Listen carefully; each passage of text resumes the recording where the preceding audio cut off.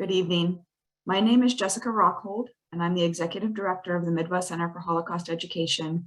And it's my privilege to welcome you tonight to our 2022 International Holocaust Remembrance Day commemoration. This is also the 20th presentation in the Auschwitz Speaker Series, offered in support of the exhibition Auschwitz, Not Long Ago, Not Far Away. We are in a Zoom webinar format this evening. And so as our presentation goes on, you're welcome to enter questions into the Q&A feature at the bottom of your screen. At the end of the evening, we'll be joined by MCHE's historian, Dr. Shelley Klein, who will come onto the screen with Dr. Van Pelt to moderate questions from our audience to him. Before we speak about International Holocaust Remembrance Day and I introduce Robert Jan, it's my pleasure to introduce our friend and our partner, George Costello, from Union Station, and invite him to offer a few remarks this evening. Oh, Jessica, it is so good to see you. Thank you so much. You were on television this morning on KSHB, and you did a magnificent job as Kansas City remembers Auschwitz, especially on this historic day. Our Robert has been a key important part of our journey for the last 5 years. We wanted him to come to Kansas City, but COVID has prevented it. But to have him now on the days that we were to be closing this exhibition, and now he is reopening the exhibition, is truly a miracle from God. Because as I look at this, over 330,000 people have already purchased tickets to experience his brilliance, and all of our community has come together and understands the importance of what the Holocaust means and what we must do to ensure that it never happens again. This week has been emotional, has been life-changing. We opened it on Friday of last week with an ecumenical program concert in the Grand Plaza on the same floors that those of the displaced people came some 77 years ago. And also, last week, we had a Catholic bishop do a mass at a Catholic girls' school for those that died and were murdered during the Holocaust. And all of those girls from that Catholic school, the school was closed and they came to this experience. And then, of course, on Tuesday, when we had a chance to put an artifact of one of our survivors, the beloved Sonia, and her mother's scarf, was truly emotional. And then today, as I look out my window, I can look at the Grand Lady, and she is bathed. All of her lights are off, except for one single white arch in our building to commemorate this day and those that were murdered. So hopefully we stand together, thanks to what MHA has done for us, to educate, motivate, and ensure that it never happens again. It's been our honor and pleasure to work with the Midwest Center for Holocaust Education, with Luis, with our friends in Poland, to be able to tell the story the right way and to ensure that the survivors are never forgotten. Thank you, Jessica, for allowing us to be part of this. Thank you so much, George. This has been the most remarkable partnership, and we are endlessly grateful for everything that you've brought into our city and amplifying our mission and helping us teach this history. When we were contemplating this speaker series, when we were thinking about this potentially being the last in the speaker series and the end to the exhibition in Kansas City, we knew that there was one person who was right for that job. We knew that we needed Dr. Robert Jan van Pelt. He is a world-renowned expert on the Holocaust and Auschwitz. He comes to it from an interesting angle. His background and his teaching career is actually in architectural history, and it's his very deep and specific understanding of the architecture of destruction and his understanding of the Auschwitz killing machinery in particular that has highlighted his participation in the field of Holocaust education. He served as an expert witness on the basis of this expertise in the Deborah Lipstadt, David Irving trial. He has written multiple books. I believe the current total was approximately a dozen, although he just showed us a manuscript of the one he's working on right now. He is a prolific writer and an incredible lecturer. But perhaps the most important thing for our conversation today is that he is the chief curator of the exhibition Auschwitz Not Long Ago, Not Far Away, and the primary contributor to the catalog that I assume that so many of you have seen of this exhibition. What he's going to do for us tonight is give us a very deep understanding of what today means. Why are we here on January 27th? Why is International Holocaust Remembrance Day now, and why is it important? And he's also going to speak to you about the making of this exhibition. It's an incredible look at how professional historians do their work, how they bring this information to the public in a broad and meaningful way. So we're very, very grateful that though he couldn't be with us in person in Kansas City, that we have the ability to bring him back to the Kansas City community. So it's my pleasure to welcome Dr. Robert Jan van Pelt. Hello, good evening. George and Jessica, thank you so much for this wonderful welcome. I'm here in Cambridge, Ontario. Snowed in, it's still snowing. I don't know where the snow is coming from. It's been continuing now for weeks. I think we all get it from Kansas and Missouri and the Midwest. I haven't been out of my house yet, but so it's good that we decided to do this by Zoom because apart from the COVID, of course, it's also very treacherous on the roads. First of all, I must say that it's an incredible pleasure and honor to speak to you all tonight. In some way, when you go out to lecture, when you make something and you bring it to an organization or to a university or to any organization that you're dealing with, the big question always is, are they able to get a crowd to attend? And the fact that the Midwest Center and Union Station have been able to sell, I guess, 330,000 tickets of the exhibition by now is absolutely incredible. I mean, I don't think that my friend Luis or any other member of our team, or for that matter myself, ever thought that the exhibition would have such an incredible impact on your community. And it is an incredible privilege to have been able to work towards that, and I really have to credit all of you that you were able to create and generate the enthusiasm in your community. And for me, I must say, Kansas City, you've done it.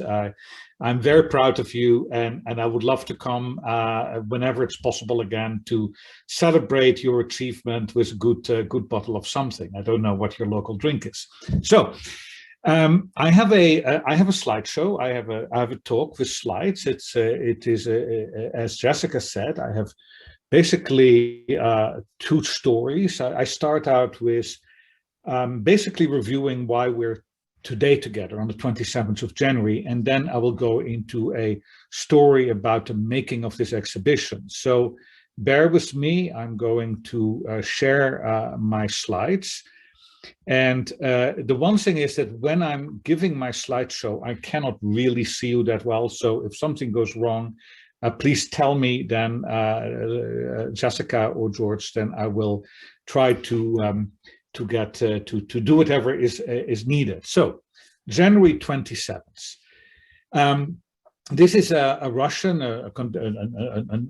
map of today showing the last big offensive of the Red Army towards the Oder River that started at the beginning of January 1945. I mean, by that time, the Soviet Red Army had been fighting the Nazis for 3.5 years.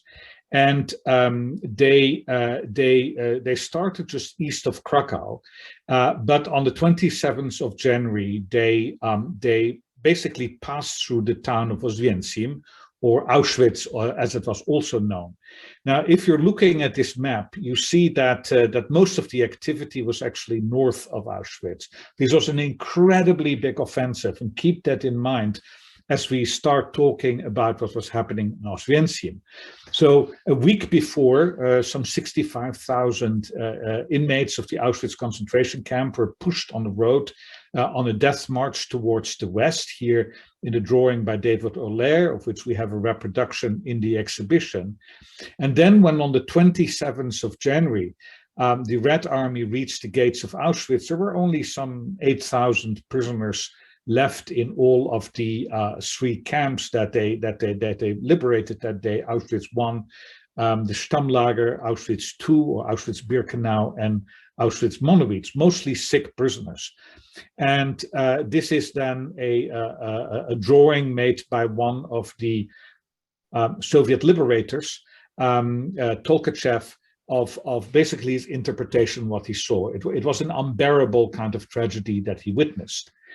The next day, on January 28th, already the New York Times gave a very short account of the liberation of this camp, noting particularly that 1.5 million persons had been murdered there, or it's said to be murdered there, in a longer article about the Red Army's push to the west.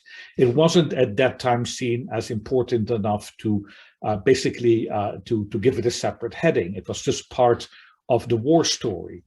And indeed, when the Soviet soldiers arrived in the camp, of course, what they saw, what they heard, was deeply troubling, was very upsetting to them.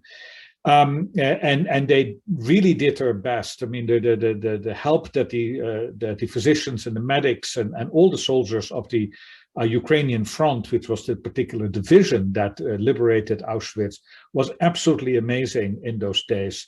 But in general, all the attention of the world was focused on what was happening in the Crimea, in Yalta, where there was a very important conference between Churchill, Roosevelt, and Stalin, which was really about organizing the post-war order, or as some people would say, dividing spheres of influence. And that was where all the journalists were.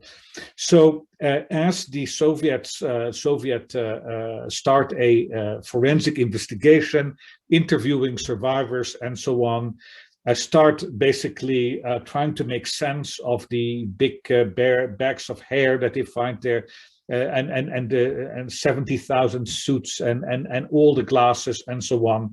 And as they start digging up accounts by Sonderkommandos,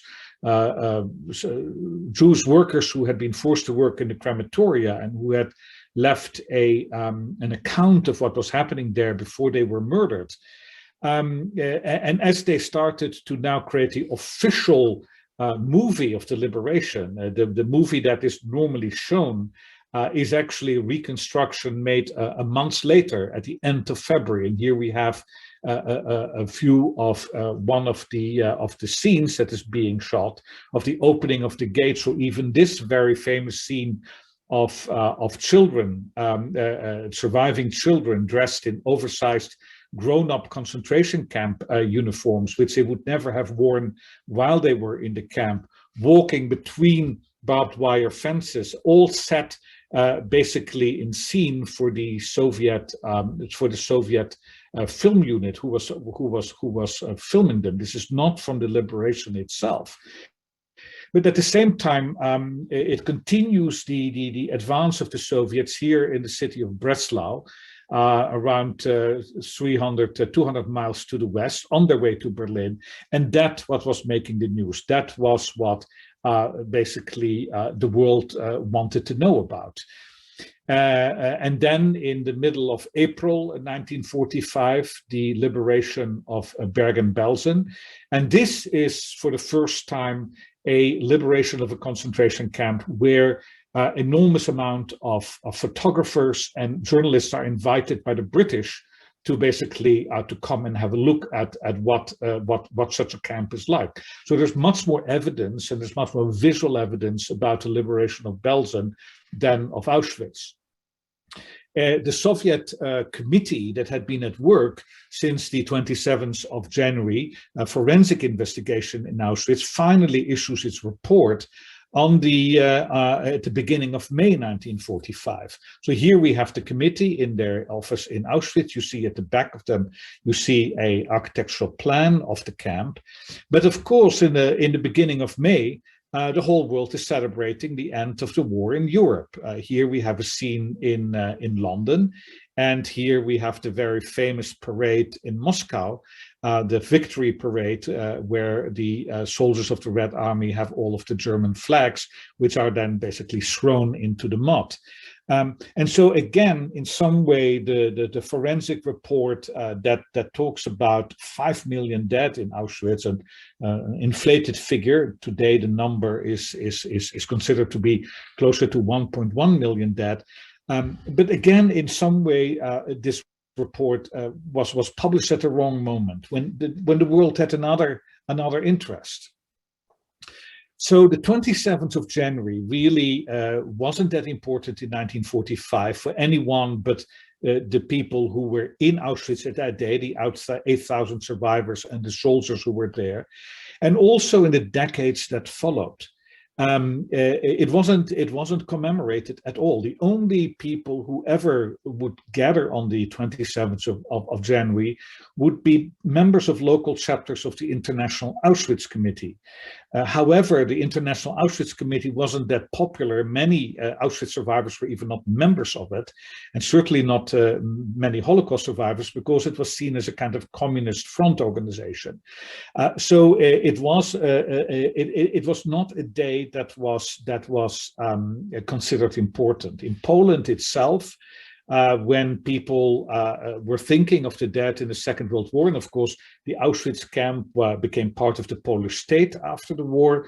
It was the museum, the Auschwitz Museum, created in 1947, was a Polish state institution, but the day of the commemoration of the dead in Poland was actually All Souls Day. It's a Catholic day of commemoration, and it continues to be like that. Even up to today, so Poland at the end of October celebrates in some way the commemoration of the death of the Second World War, which then also basically for most Poles are the non-Jewish Polish victims of Auschwitz. So then, when we deal with the memory of the Jewish victims of Auschwitz, the question is, okay, what day was appropriate? And there was really no day to do that. So for the first time that the Holocaust gets its own day in Europe is in 1978, when in Germany the decision is taken to commemorate the 40th anniversary of the Kristallnacht, or the Reichspogromsnight, in November 9th, 1938. Here we have stamps that are issued that day of synagogues that were destroyed. And and here we have of the Jewish Telegraphic Agency a report of November 13, where it basically says that the anniversary was observed solemnly by trade unions and youth organizations whose members place wreath on the graves of Nazi victims in Frankfurt, Munich, Dortmund, Essen, Cologne, and other cities. Some used the occasion to sound warnings against increasing Nazi-like tendencies in West Germany. The most important event took place in Cologne, and actually I was that night in Cologne itself as a student, but was unable to get in the synagogue where this commemoration took place. This is the then only surviving synagogue in Cologne, which is undergoing a restoration right now. And there, the president of the Federal Republic, Scheel, and the Chancellor, Schmidt, both attended the meeting, and for the first time, basically as official representatives of the German state, and by implication also the German nation, took responsibility for what had happened in 1938 and afterwards. It was a very important occasion for the kind of the turn of Germans towards starting to realize that the Holocaust wasn't a closed chapter. And of course, it is this time also that the American television series Holocaust is going to be shown in Germany. But the 27th of January only comes to the forefront in 1995. So here we have a picture at the gate of Auschwitz, Arbeit macht frei. At the center, we see Lech Wałęsa, the president of Poland, who had decided to make 27th of January 1995 a kind of coming out party or coming out occasion for Poland. Poland was now a well-established democracy after 6 years since the Berlin Wall had fallen, or basically 5 at that time. And he decided that it would be important to have a commemoration where he would invite foreign dignitaries. And of course, you see right next to him, Elie Wiesel. Now, one of the dignitaries who attended is the man who's standing under my kind of crude arrow. And this was the president of Germany, Roman Herzog. And Roman Herzog was very moved by this first official international commemoration of the liberation of Auschwitz. And so a few months later, on the 8th of May, 1995, he presided in Berlin over the 50th anniversary of the basically end of the Second World War. There was this big gala session in the concert house in Berlin, and he spoke there. And President Mitterrand was there, Al Gore was there, Vice President of the United States, basically a who's who of international personalities.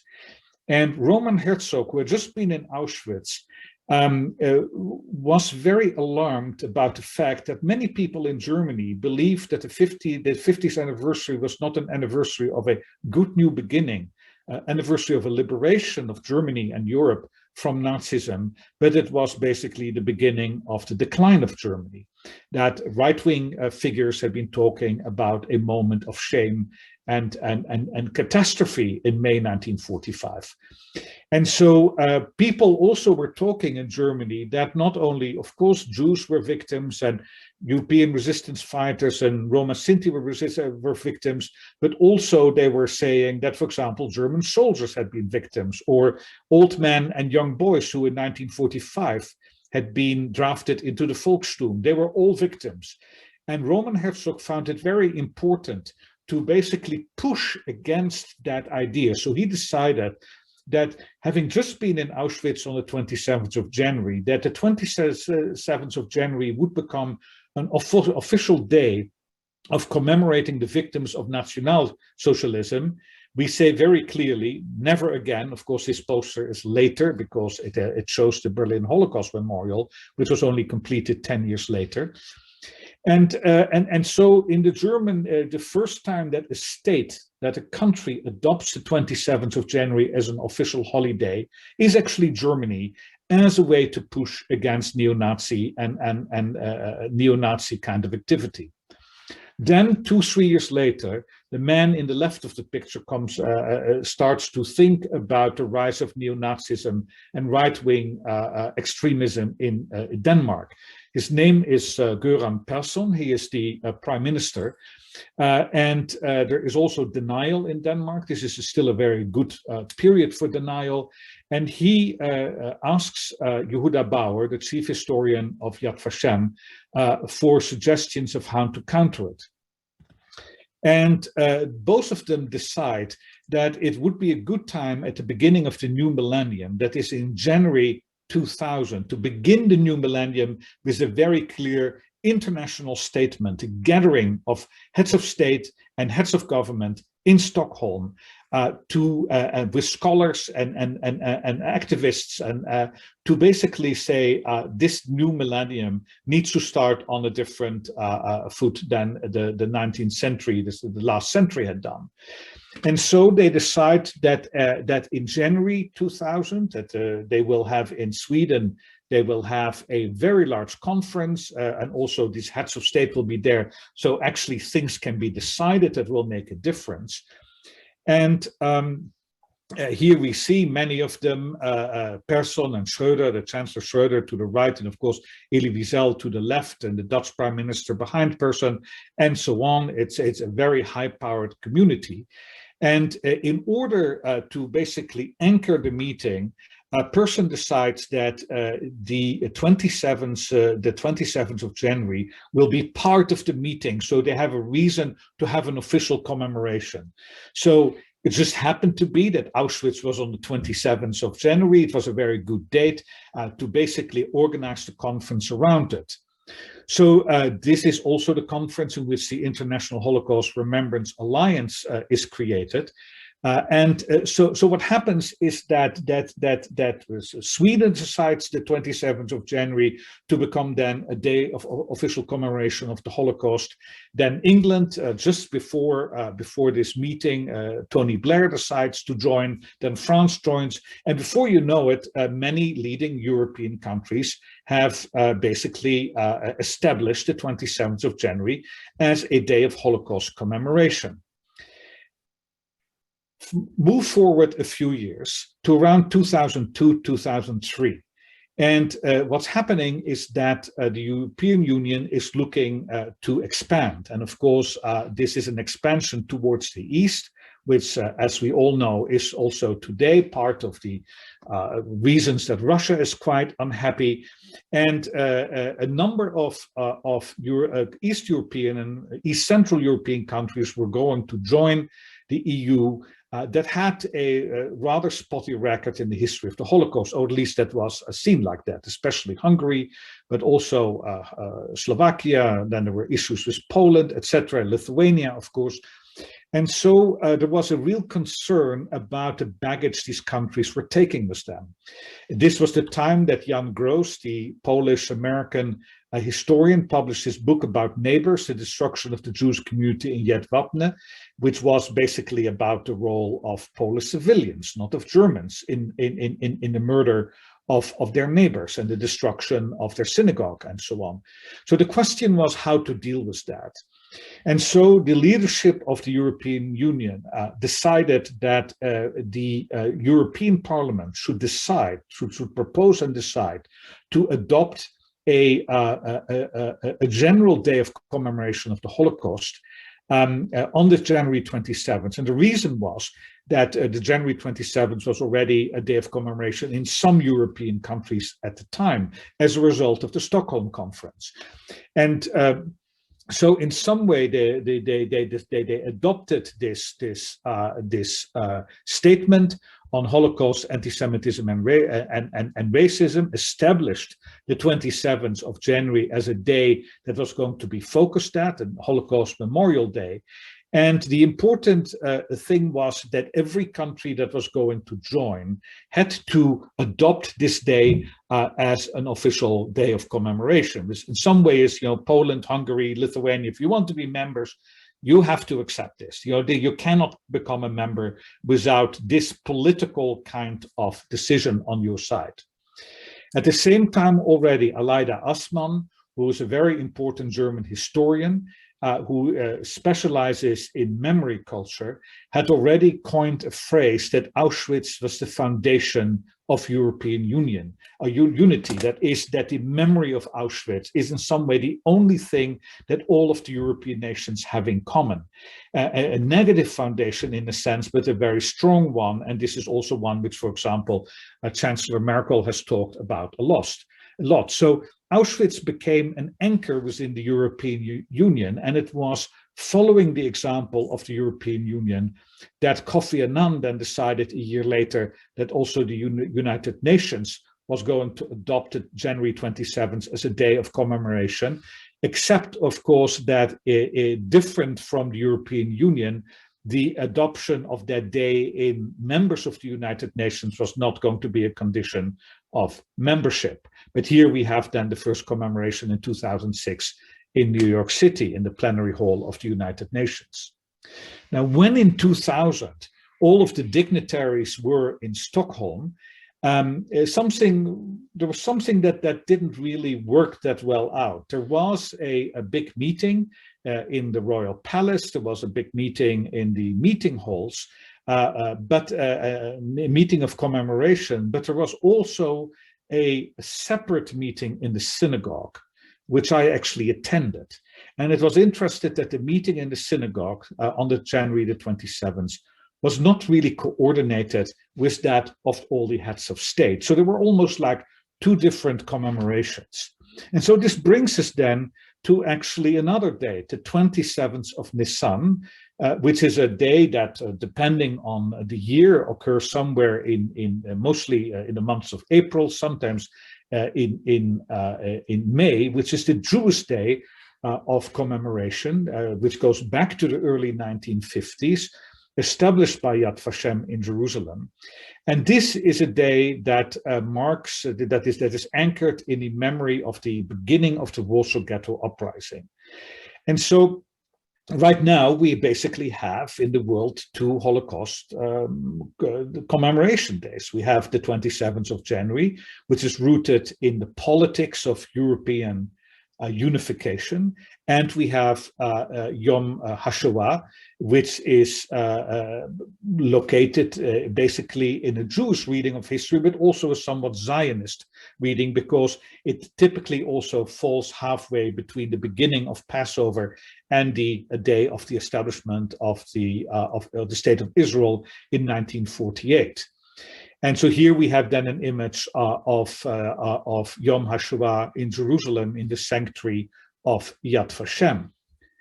So what's interesting that in North America, and I show here, of course, my Prime Minister Trudeau in Canada, that in North America, in general, the Jewish communities were able to convince civilian authorities to take the Yom Hashoah as the kind of more important of the 2 days. So here we have a commemoration in Toronto, organized by the Canadian Society of Yad Vashem, and then here in Temple Emmanuel in New York. So the North American experience with the 27th of January is somewhat different, because there was already a well-established tradition of actually commemorating Yom Hashoah in April. And so I think that it's kind of important that we place today's date in relationship to Yom Hashoah. Don't forget about Yom Hashoah. Yes, today is in memory of the 6 million Jews, but it's also a day that has been charged politically with the task of also fighting against racism, anti-Semitism, and so on. That is much less the case in Yom Hashoah. So I will now pivot towards the making of the exhibition. Here, a graphic from our exhibition showing basically the major places of martyrdom during the Holocaust, trying to in some way identify where Jews died and how they died. And this diagram makes very clear that Auschwitz was the largest of the extermination camps, but of course the shooting operations and the gas vents, the so-called Holocaust by bullets in the East, in total, but in many different places, had a larger number of victims, but it's kind of difficult to locate a particular place that can be symbolic of that part of the Holocaust. Babi Yar, of course, in Kiev being the best known of them. And so in some way, Auschwitz has a kind of special place in the memory of the Holocaust. Also, because in Auschwitz, more people of more different nations in Europe died than in any other extermination camps. In a sense, Kalmno, Sobibor, and Belzec were in more local, basically local. They derived their victims from a smaller area of Europe. Of course, doesn't really apply to Sobibor, where 36,000 Dutch Jews died, but generally they had a smaller catchment area. But Auschwitz was basically a continent-wide operation, or the center of a continent-wide operation.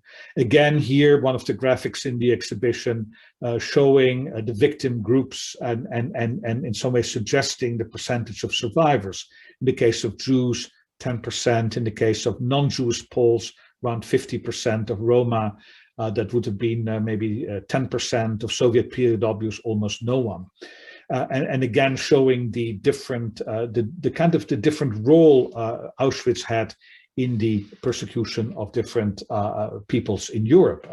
So the reason that I'm talking to you is that I've been studying this, as Jessica already mentioned, for a long time, since the late 1980s.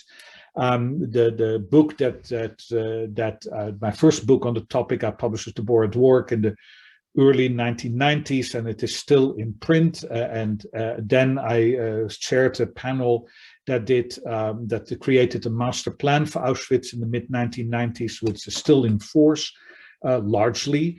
Then here a picture from the movie Denial, where the actor Mark Gatiss is playing me, where I testified. You see him and then the Irving character, and I'm basically giving a kind of lecture on the construction of the gas chambers to prove that they indeed would have worked. Out of that came my book, The Case for Auschwitz, which in 2002 got an award for being the worst title of the year. Any case, you know, I have a lot of, let's say, Auschwitz credentials. And so this is how in December 2013, I got this email. I get everyday emails of people wanting something from me in relationship to Auschwitz.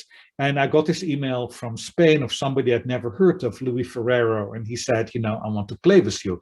I would like to make an exhibition on Auschwitz. And you know, I had no idea why he wanted to do an exhibition on Auschwitz, but months later we met in Toronto. Luis is to the left, his uncle Hossein. They basically are the family business, and as you see, we were going to have a nice dinner, but we never made it to dinner. A lot of wine passed over that table that evening, and we shook hands. The question was then how to create an exhibition. The first problem was that Luis didn't know anything about the Holocaust, didn't know anything about Auschwitz. So first I started to basically give an extended private tutorial. We went to Auschwitz.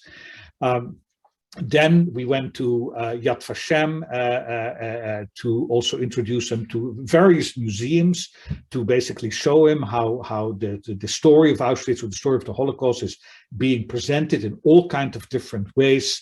Here the team gets a little larger, Luis to the right and Hossein, and Michael Birnbaum, who was the project director of the United States Holocaust Memorial Museum and now professor in LA at American Jewish University, and Jamel Zaniti, an architect from Luxembourg, who I'd met at Yad Vashem actually in 1997, and was very interested in the history of the Holocaust. He was going to be our designer. And we decided already at that time that the guiding principle of the whole operation would be that all members of the team would fit around one dining table. You know, the kitchen cabinet was going to be the only cabinet. And so that was a principle also that we maintained. Now, it happened to be that Luis and Hossein live in one of the most beautiful pieces on earth, San Sebastian, Spain, close to the French border, on the Gulf of Biscay. So it was really quite a nice thing that both myself and Miriam, who joined the team, my wife, could spend a lot of time in.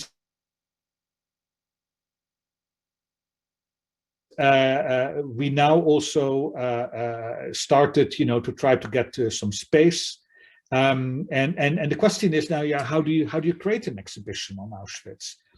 So the first question we had to answer is you know, Auschwitz-Birkenau State Museum is a very popular tourist destination. It has more than 2 million visitors every year. Why would anyone want to visit an exhibition on Auschwitz when you have the Auschwitz Museum?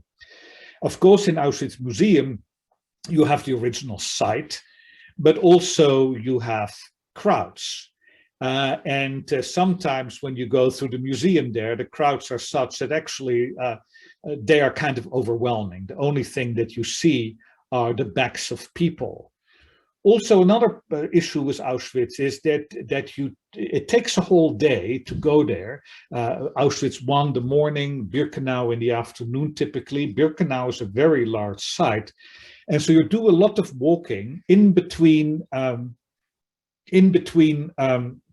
the kind of presentations that you might get.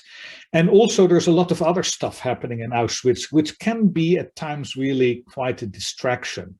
For example, arrival of Zionist groups or something like that.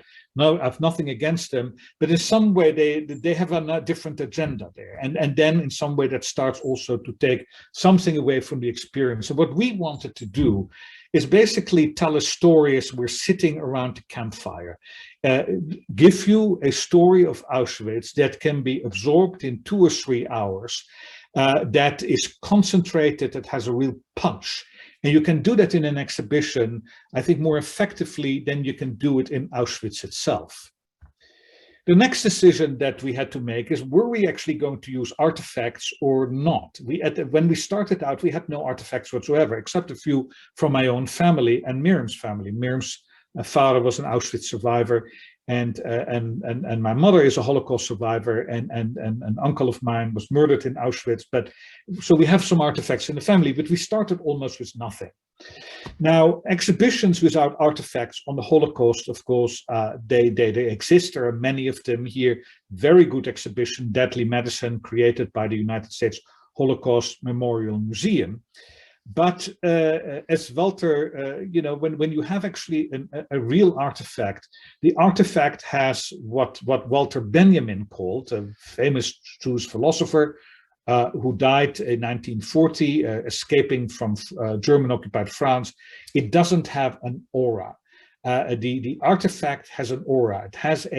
It has a sense of authenticity. When you have the artifact, you are basically with something that was there, and you are, in that sense, it's almost like a relic in the Roman Catholic religion. You know, it has a power, and no reproduction really can have that. So the problem, of course, is that an exhibition without artifacts is not that expensive. You can make one for, let's say, 200,000 euros. That would be, you know, $250,000 at this time or less.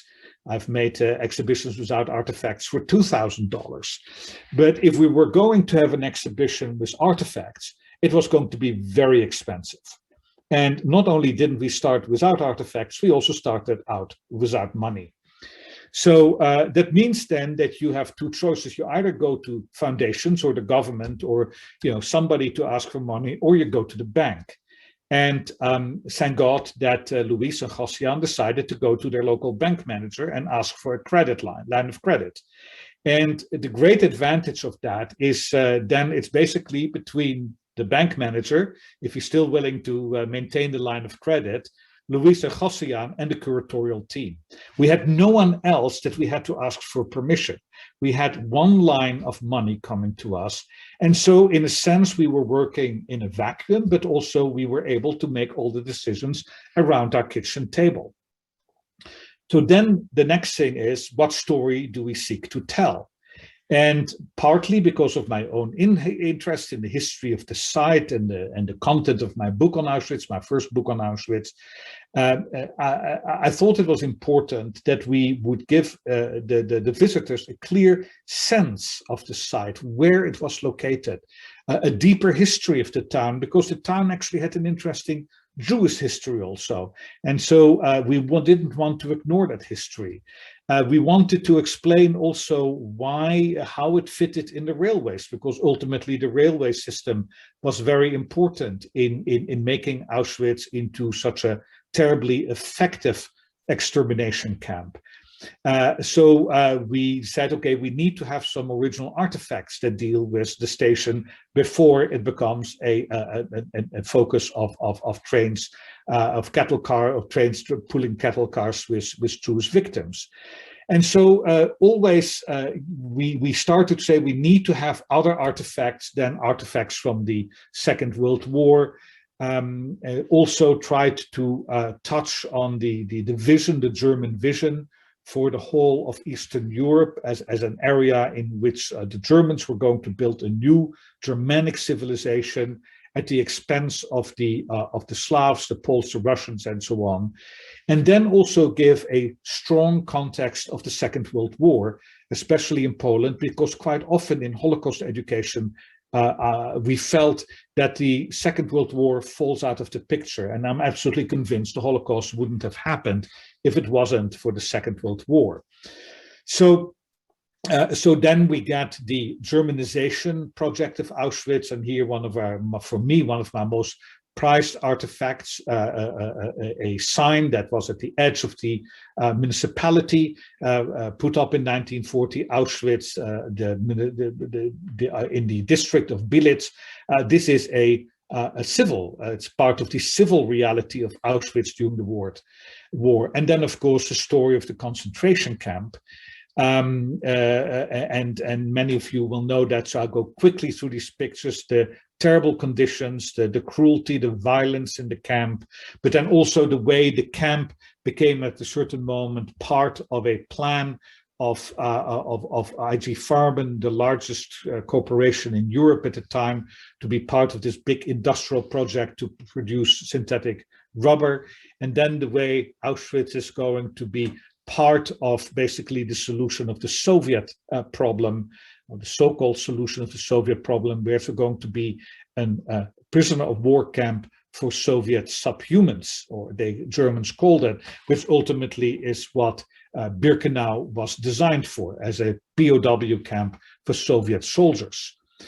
Then we need to touch on some of the major elements in the general Holocaust story, the Wannsee Conference, but then go back to the story of Auschwitz in the Holocaust from 1942 onwards, when it becomes a destination of trains from all over Europe, very clearly setting out the topography, what happens where, explaining why the selection, what happened there, and of course the selection in some way is the key point in our exhibition. It's also a key point really in the history of Auschwitz itself. That's where the Germans arrogated to themselves this incredible divine-like power to decide who will be allowed to live on earth and who not.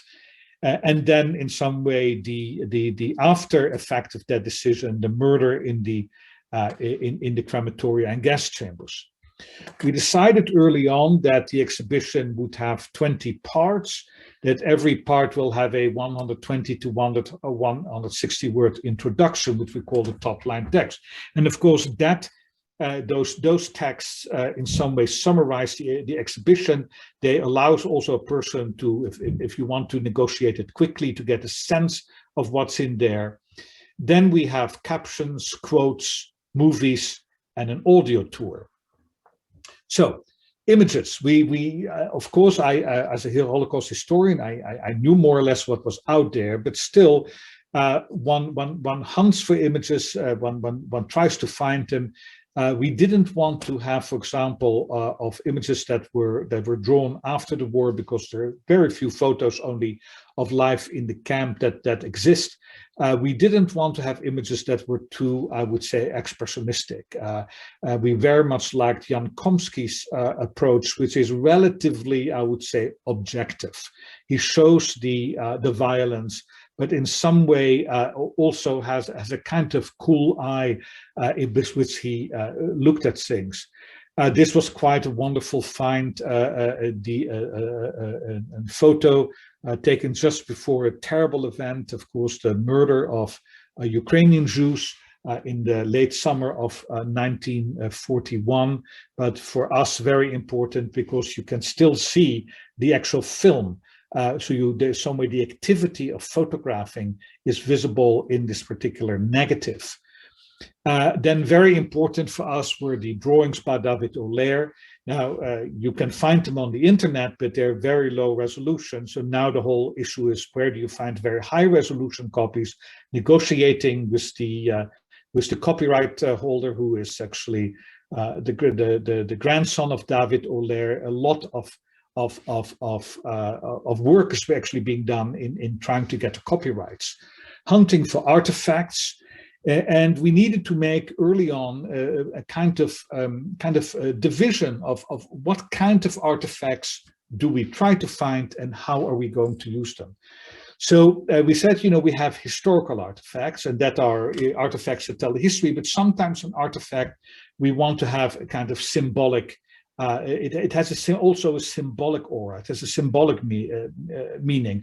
So here we have an account written immediately after the war by an Auschwitz survivor in Yiddish, in German, and in English about his time in Auschwitz as part of his way to learn English and German. He's in the DP camp in Germany. And so basically, as part of his English and German lessons, he writes down his experience. This is a historical artifact, an important historical artifact, but we also wanted to, in some way, at the beginning of the exhibition, have a powerful symbolic statement. And this is then, for example, this big wheel set of a German steam locomotive of 1930s, which in some way had to represent the whole German infrastructure of destruction, the German railways, the German state, and so on. And it was important, it was going to be a big artifact, a heavy artifact, which then we contrast with this very fragile shoe.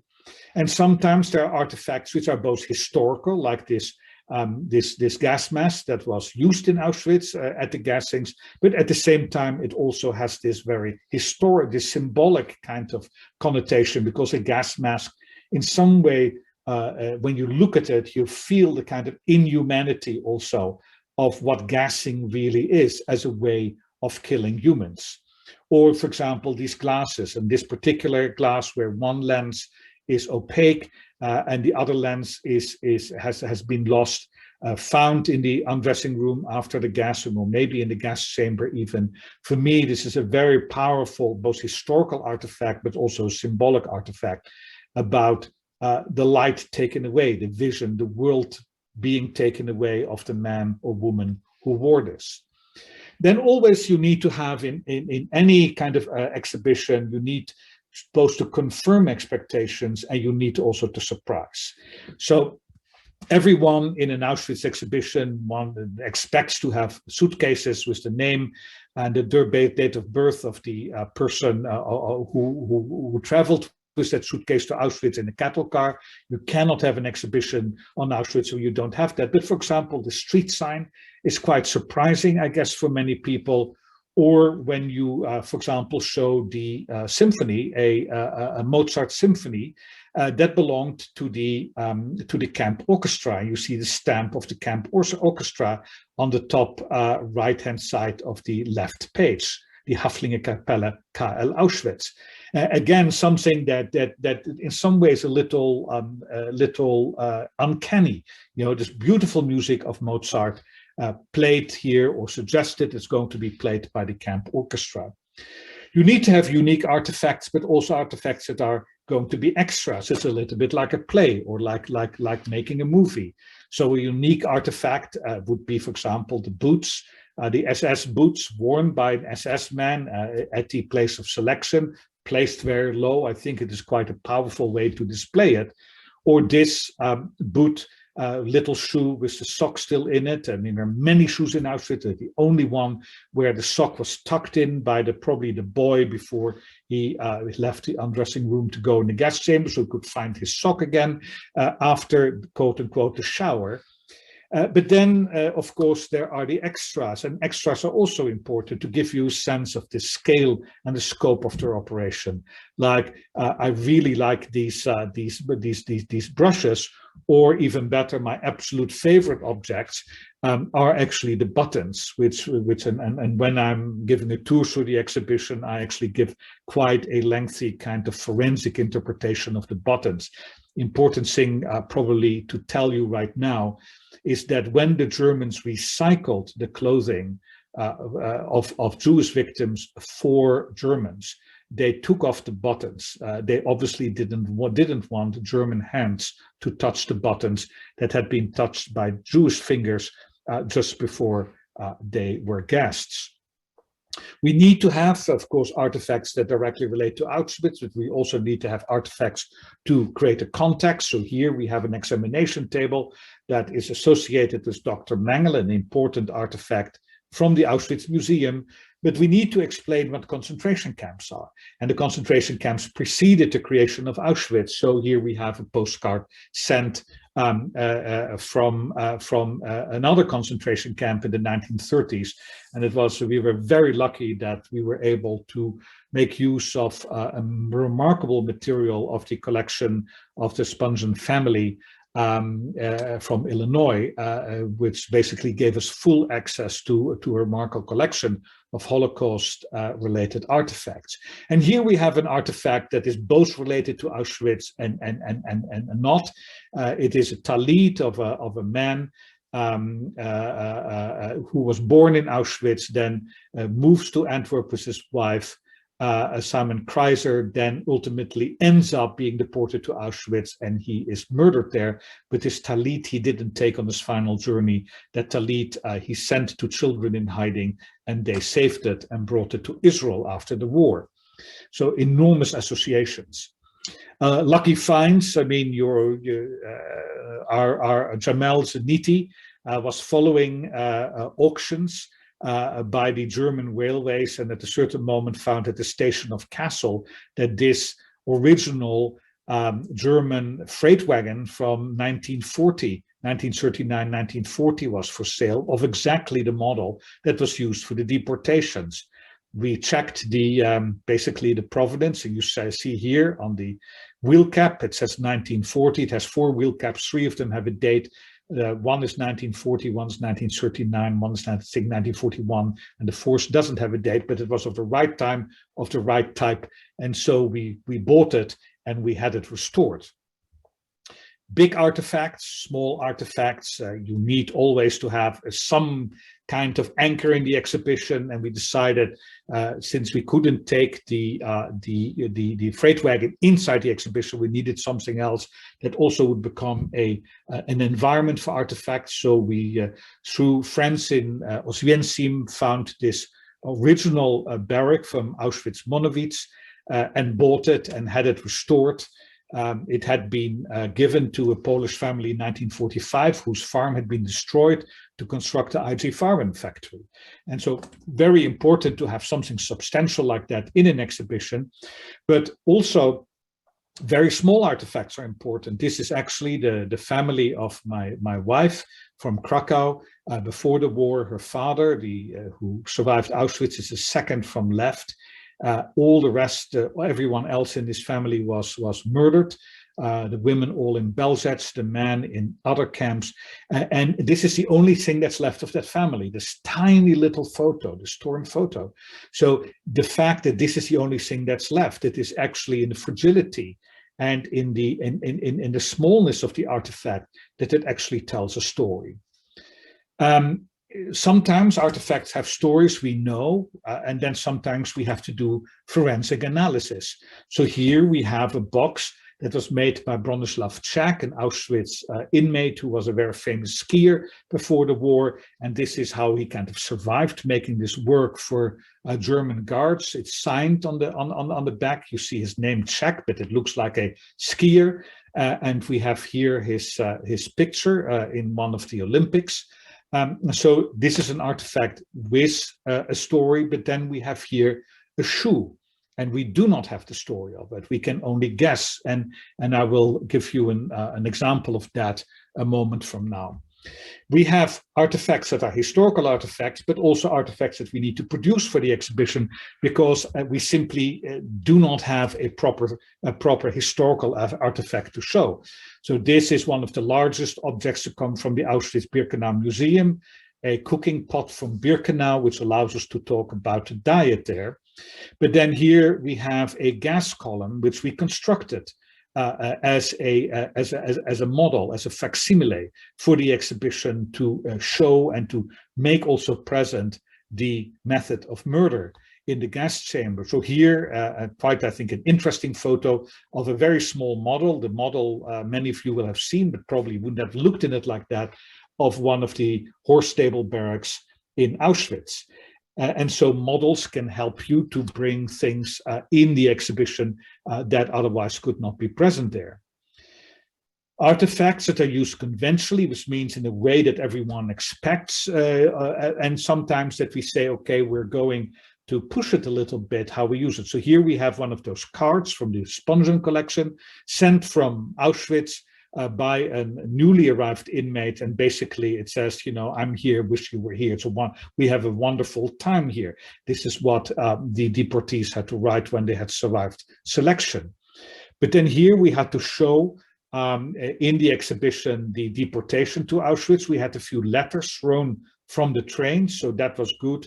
But in order to give a suggestion of a preparation for a journey, we have thermos flasks that were found in 1945 in the warehouses of the Auschwitz Museum by the Russian soldiers.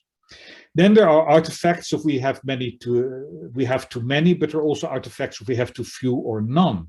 So many that are the brushes and mirrors and all of the small stuff that people took with them that was important enough for them to take on their last journey. Of course, they had been robbed of everything before they boarded the train to Auschwitz. And this then is the question how you display it, very important.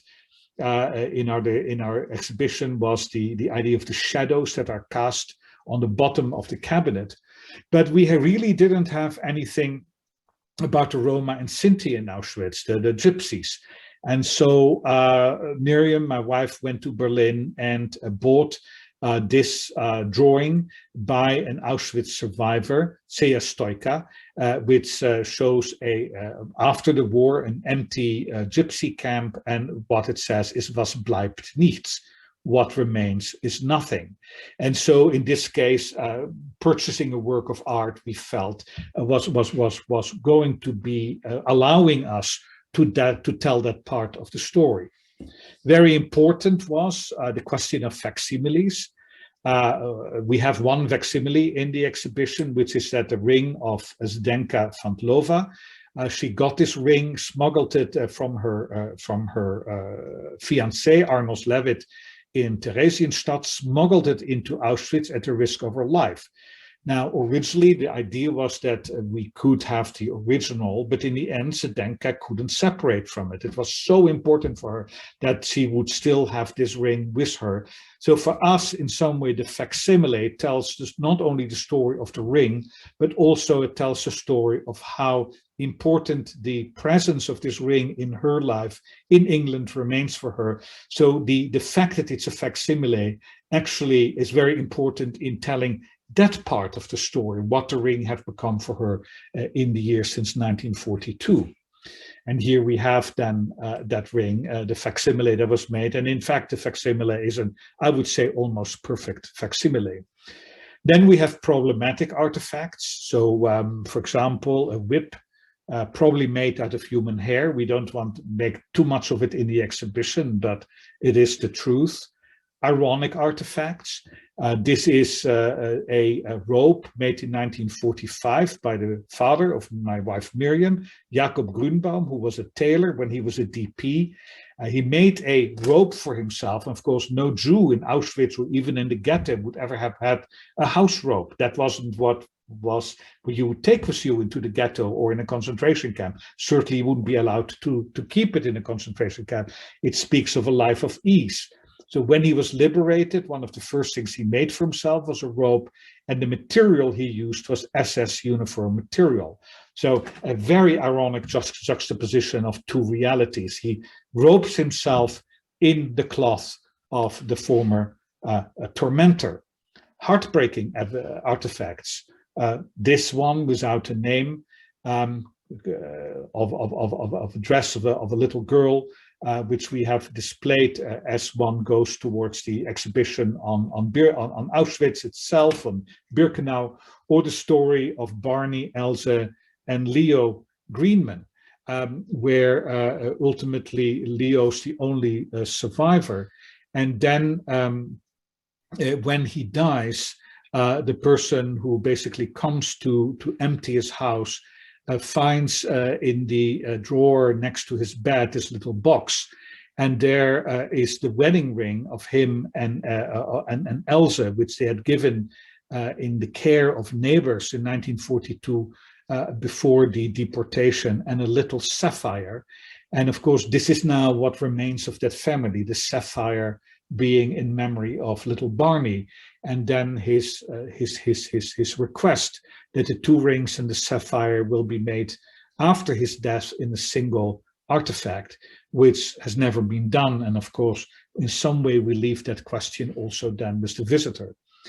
We have to deal with all the diversity of people in the history of the camp, the SS officers, men, German civilians in Auschwitz, and all of the different prisoner groupings, German capos, Polish political prisoners, Polish Jewish political prisoners, Soviet prisoners of war, Jewish female prisoners, Roma or Gypsy prisoners, French political prisoners like Charlotte Delbo, again to show that Auschwitz was not only a place to which Jews were brought, but they were of course the largest group, and then the so-called useless Jews would be murdered upon arrival. But also we have to deal with the question of rescue and the rescued. Then we had to deal with the question of venue. You start thinking about an exhibition in the beginning in the abstract, but then you at a certain moment things only start to congeal when you actually have a site. So in 2015 we found our first site. It was an old water tank in Madrid that became an exhibition hall. So now we finally can start to actually start to think about the exhibition in spatial terms. We know how much space we have. Jamel starts sketching. Very big site, 2,500 square meters to 25,000 square feet. So it's around 2/3 larger than we had in Kansas City. So in some way kind of bad for character development, my mother would have said, by starting with so much space right at the beginning. And the nice thing about was that we worked all through this. Jamel draws still everything. He doesn't believe really doing this on the computer. So here you have a first sketch for the room with the wheel set and the shoe. And then once we have the space, we go again back to hunt for artifacts. So here we're in Oswiecim in the Auschwitz Jew Center, and there are certain rooms that need a little bit more panache. And so we are talking, we go once again through the Auschwitz warehouses. Here's Paul Solmans, our educational curator, and you know, what can we take, what they will allow us to take, going through the holdings of the museum, pick what we want. Very important, how do you represent the Muslim? We decided on a stretcher, which I think is quite a charged artifact in the exhibition, because you almost feel the imprint of the body still on it. Going to a local collector in Oswiecim who has much of the material in the first room on the history of Oswiecim. And then we continue. I mean, this is actually in Venice. I'm there at the Biennale, but here in the hotel breakfast room, Luis and I are still trying to figure out all kinds of problems in this exhibition. Things remain basically in flux almost until the last day. We're still working in Madrid shortly before the exhibition, you know, still need to be massaged into place. So we're here at the exhibition venue. And then, you know, designing the walls. We need wallpaper. That is, we're having some big photos. We need to get files that are you know, many gigabytes large. We need to get them in order to produce the wallpaper that's going to be part of the exhibition. For example, of 3 important artifacts: the posts that make the fence, or as a background here in Canada, the warehouses for the display of the artifacts that were found in Canada. Or kind of ironically, in the exhibition on the Nazis, we decided to take a book with Nazi uniforms, which I have, and actually it's in the exhibition on Rudolf Höss's desk, and then made this wallpaper out of it, that you feel kind of surrounded by all of this uniformed crowd, to give a little sense of the kind of uncanny life in the uniformed society. I did a lot of the writing of the text. I mean, all the texts were seen by everyone, but you know, it's not easy when you have a very strict number of words. Also, when you have to do things in 2 languages, which means that you really need to be very disciplined. informational text where we have a little bit more freedom. So you have the top line text that introduces a room, informational text that introduce themes, and then the captions. And in some way, the informational texts are the most important in carrying the story. Quotes, important quotes, which we put on the wall to also have the voice of people who were at the time involved. Graphics, develop a standard graphic language that gives an immediate access to a lot of information, but in a kind of simplified manner.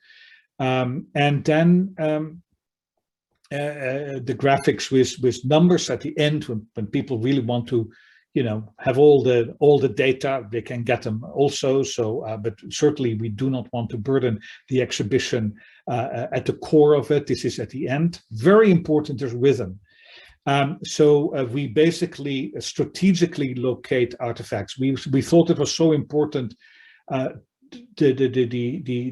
gas mask from Auschwitz is such an important artifact that in some way we have to announce it.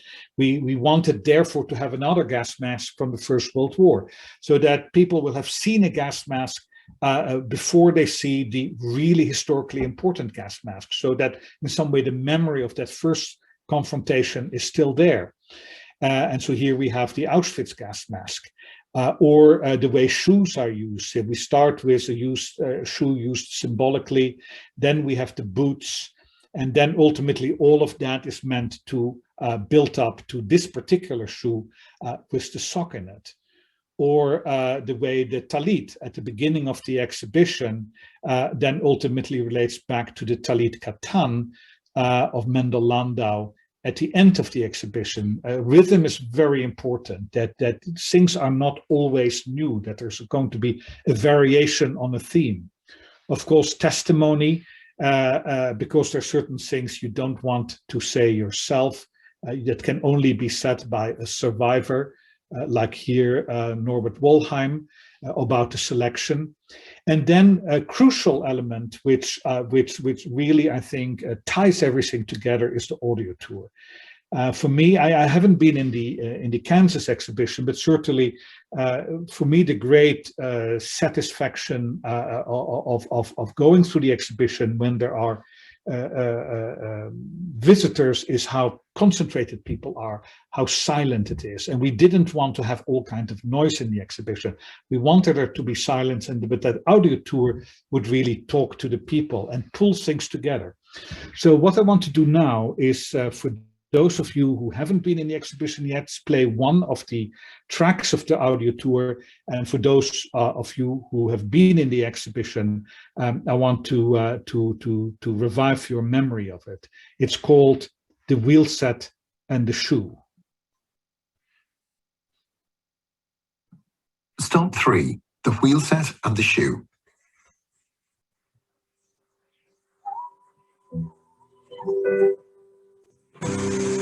Please move towards the center of the gallery.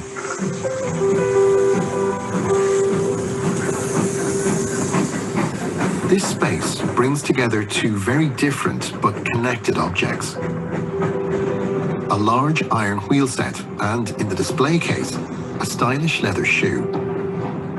The wheel set is from a 1930s German National Railway locomotive that would have pulled wagons, just like the one you may have seen outside, across the thousands of kilometers of track that crisscrossed Germany and connected it to the rest of Europe. Before the war, the wagons carried goods and cattle. During the war, they carried a new cargo: people. Over 1.3 million were sent to Auschwitz mainly by rail, including Polish political prisoners, Roma and Sinti, often called gypsies, Soviet prisoners of war, and others. But the vast majority, over 1 million, were Jews. The shoe belongs to one of them.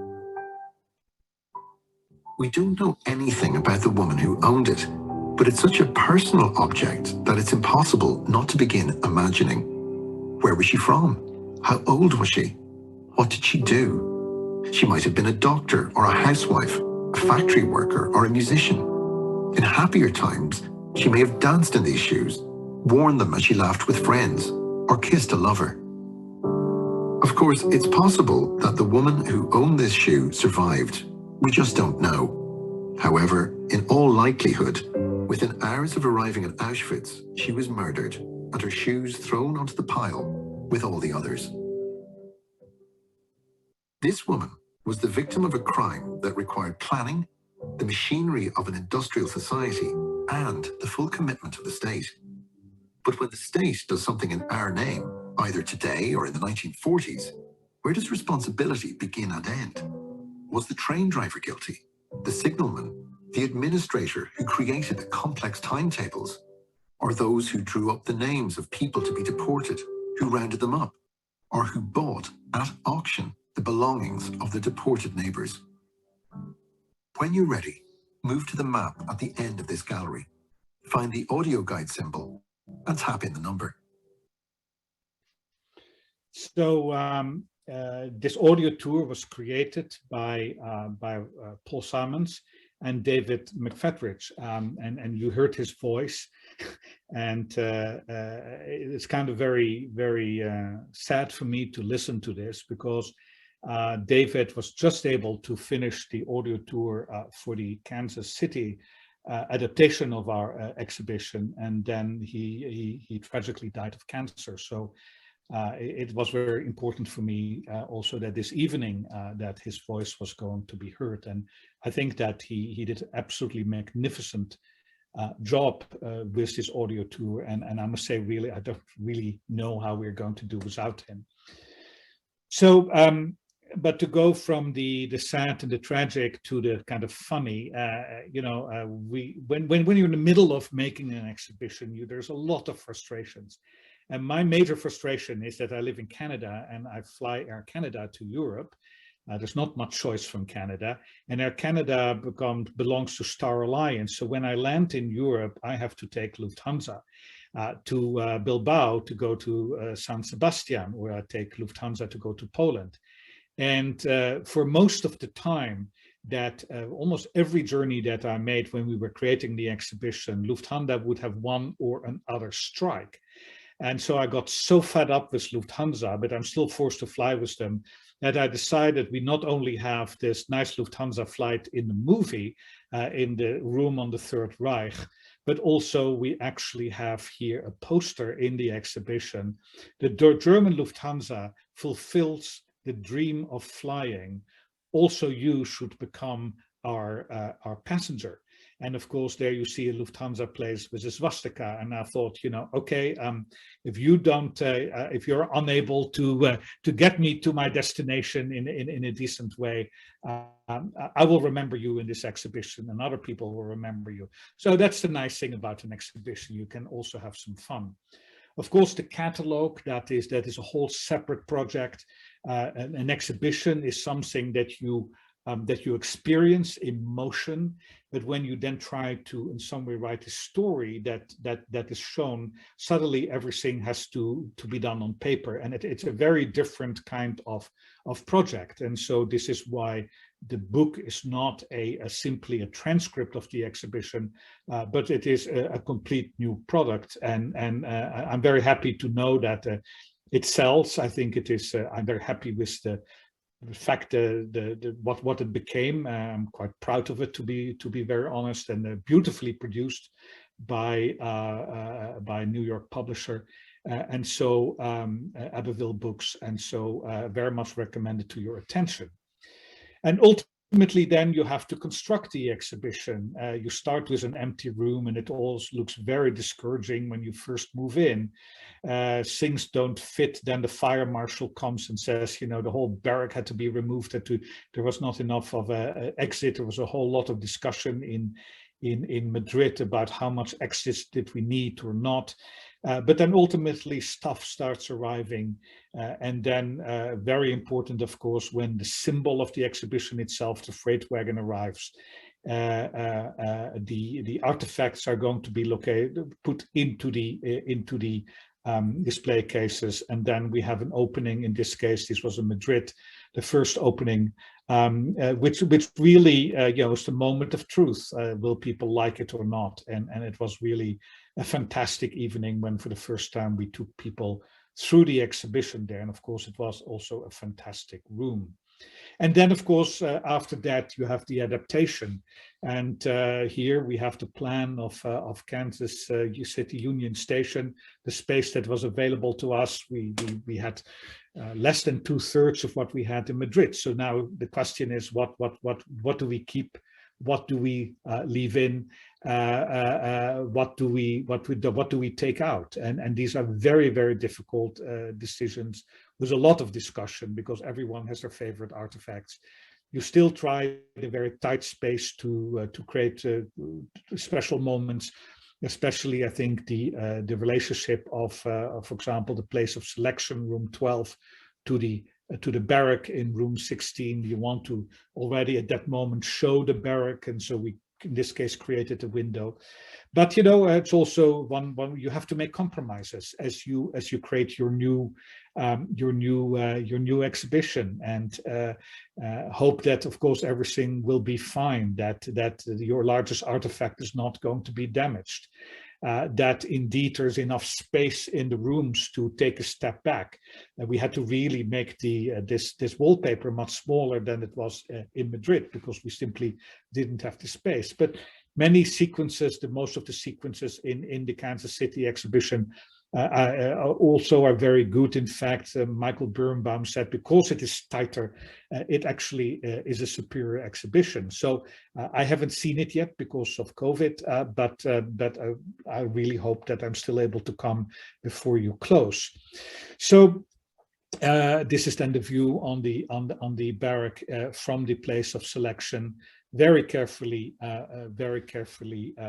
designed. And so at the end of it, of course, we ask about, does it work on proofs, puddings, and eating? And of course, I quote here from Fox 4 on January the 10th, 2022, the already kind of outdated announcement that the ticket sales had surpassed 300,000. This is an all-time record for Union Station since it reopened over 2 decades ago. But beyond record-setting ticket sales, Union Station said guest sentiment ranks the Auschwitz exhibit at the top 2. Over 97% of guests described their experience as excellent, according to surveys, which of course I'm really getting interested then in the final 3%. So I'm exiting now my talk with the exit really of the exhibition, these beautiful lines by Auschwitz survivor Charlotte Delbo. You who are passing by, I beg you, do something, learn a dance step, something to justify your existence, something that gives you the right to be dressed in your skin, in your body hair. Learn to walk and to laugh, because it would be too senseless, after all, for so many to have died while you live, doing nothing with your life. And so this is our final message, really. This is an exhibition, not about death, but about life. And so thank you very much, and I'm very happy to answer any questions that might have risen. Thank you for that very informative and interesting presentation. It was really, really great to hear so much about the background of this exhibit that we've all spent so much time with these last months. First of all, I'd like to ask if there are any artifacts that you really wanted to make it in and you just weren't able to get, or you knew it wasn't going to work for space-wise in any of the runs, but is there any one or 2 pieces that you just wanted to get in and couldn't? Yeah, now we had another exhibition in New York, a version New York.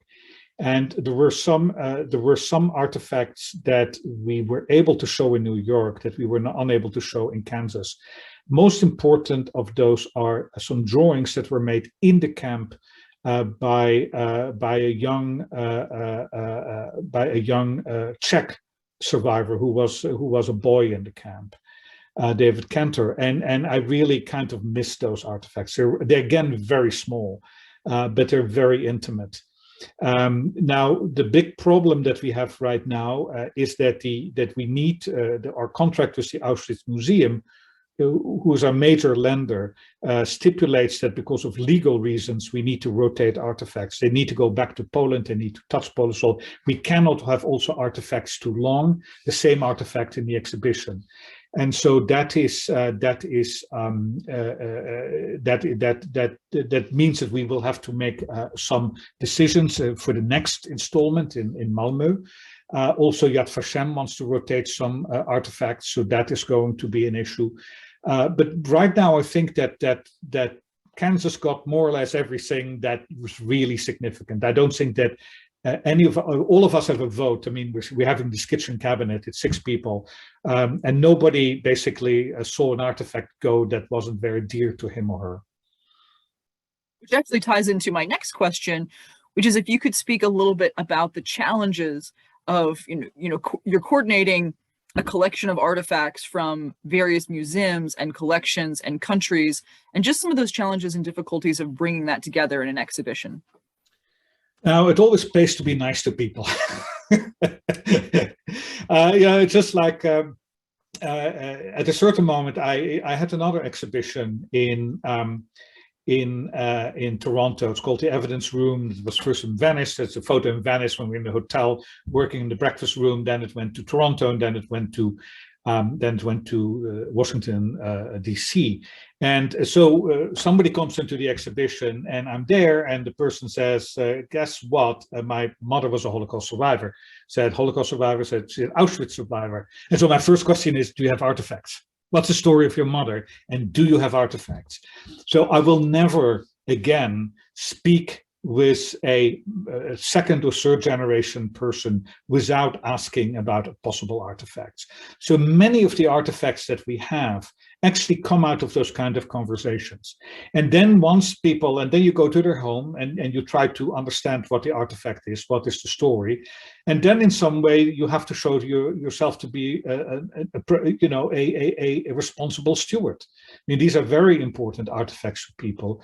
So in some way, one would call it donor or lender management, because I mean, to call it very abstractly is a very, very important task. And so Musealia has a very good curator for artifacts, Anna Galan. She's the woman who she's putting the suitcase in one of the last photos into the cabinet, and she maintains also the contact with all of the lenders all of the time, so that people have a sense we're not forgotten. Whatever is happening, when you sell your 300,000 tickets, they also hear about it, and your artifact is alive. It's doing something. People see it, and so this is, I think, very important. And the same also with museums, that of course, they have a more formalized way of interacting with you, but let's be honest. For a museum curator, it's nice to make a trip to Kansas City and to get some good beef. Yeah, so they will insist that they will place their own artifacts in Kansas City in the particular display case. So they get a trip out of it. We're happy because we have the artifact. One thing too, when we're talking about an exhibition and museums, we think about you're going to a museum. And there's an issue of tourism in all of this. And I know that even when people visit Auschwitz, you spoke a little bit about that, and the challenges of being in the space with other people. And I know there's been a lot written about dark tourism lately and Holocaust tourism. When you go to a museum, there's a particular space in which this is, this information will be consumed. Do you think about or see particular challenges to an exhibit being taken out of that context and how a visitor will experience it? Out of the context of another museum and brought to a traveling exhibit? No, absolutely not. I think it's, again, to quote my late mother, good for the character development of the artifact. I think artifacts, I think the artifacts are not there to be in storehouses. I mean, they need to be in storehouses. They need to be stored somewhere. We didn't take from Auschwitz a single artifact that was on display. Now, right now, few artifacts are on display because they really don't have a modern museum installation that is going to come a few years from now. So we didn't take any of their, let's call it, crown jewels that would be on display. We took stuff that are hidden from the world and we make them visible. Yeah, so I think that is we're doing also the institution a favor.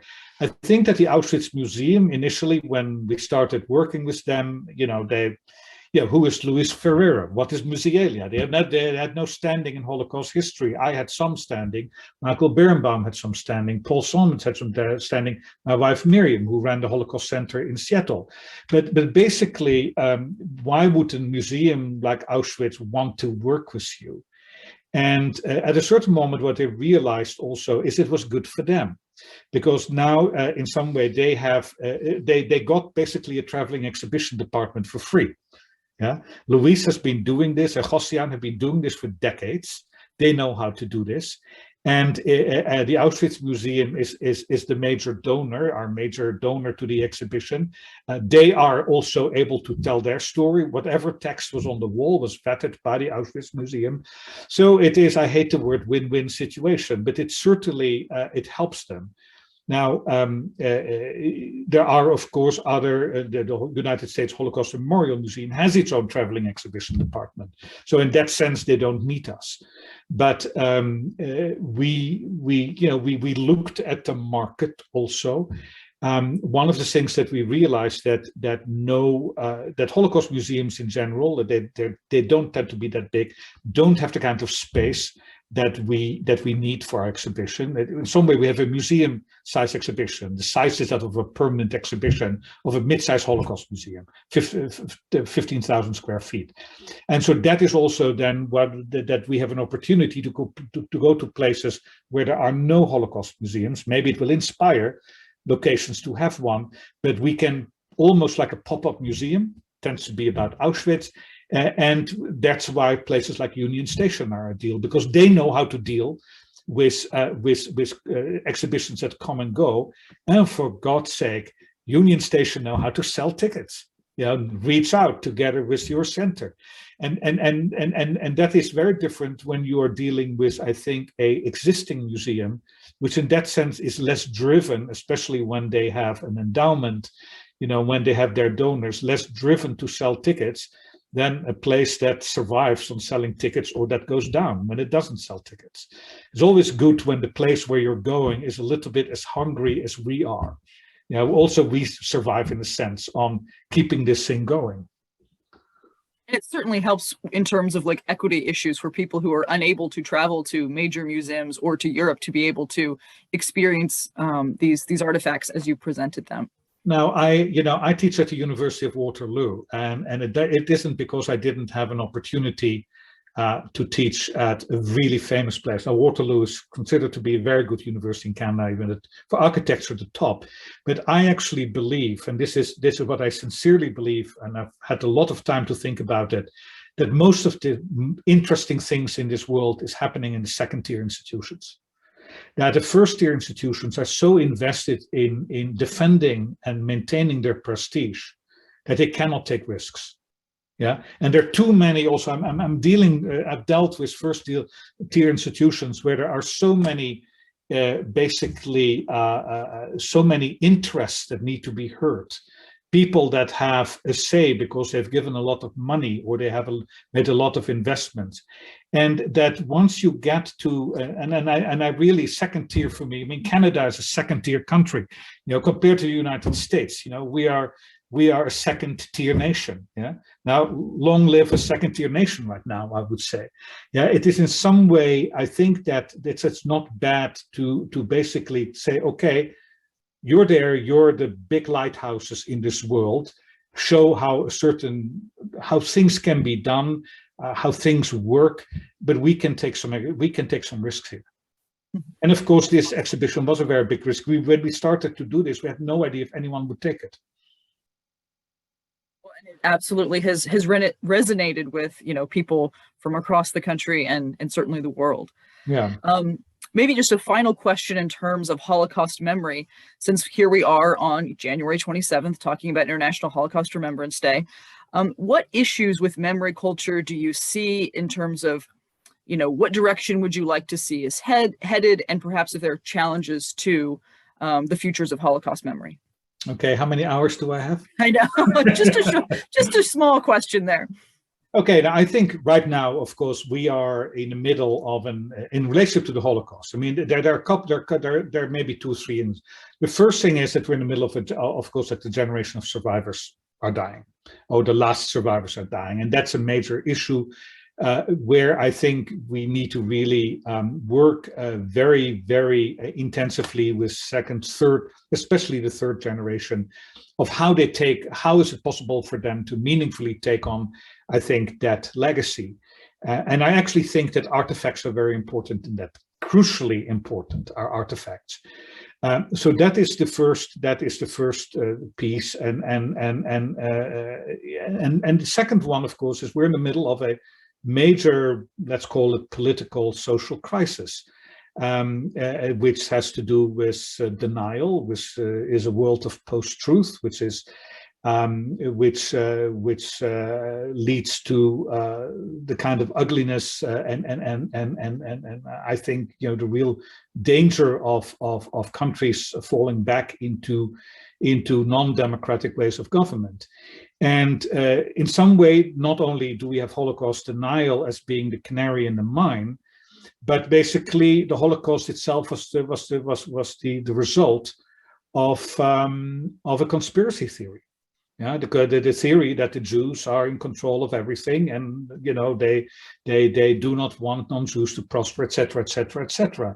So when we see right now a world in which conspiracy theories are everywhere, I think that especially in Holocaust education, we have both the obligation, but also I think the opportunity to speak much more meaningfully about anti-Semitism. And the relationship of anti-Semitism to lies, to post-truth, to non-truth, the catastrophic impact of lying on our world. And we see it very practically right now in vaccine denial. And I think that and I would say that vaccine deniers, like certain well-known names in many countries want to compare to the Holocaust. I wouldn't compare, you know, the obligation to get vaccines to what happened to Anne Frank, to refer to a very recent statement by Robert Kennedy Jr. But certainly, I would say that there are in the conspiracy theories about vaccines, what poor Dr. Fauci has to hear. And what ultimately created in the 1920s the discourse that led to the exclusion of Jews from German society in the 1930s and the murder of Jews in the 1940s, all of this conspiracy theory, this lying and so on, there is a relationship. And I think that Holocaust educators and educators in general should be quite willing, and I think also should be taught how to make those links and make them alive for people. Absolutely. And that is, you know, so much of what our work is driven by is making those connections and hopefully making a change. Yeah. It has been such an honor and a pleasure to have you with us here this evening to talk about this fantastic exhibit, to hear these wonderful backstories and insights into how an exhibition comes together. So I'm sure I speak for everyone who is online and watching and who will watch the video later that this was really a special opportunity. So thank you again for that. Thanks for having me, and I hope that I will still be able to see it before it leaves Kansas City. Okay, bye. And to everyone who came to join us tonight, thank you for joining us. And remember, our next program is February 8th at 6:30 on Zoom, and that is a reschedule from this fall. That is David Marwell talking about Dr. Mengele and his book, Mengele Unmasking the Angel of Death. So put that on your calendars and hope to see you all then. Thank you.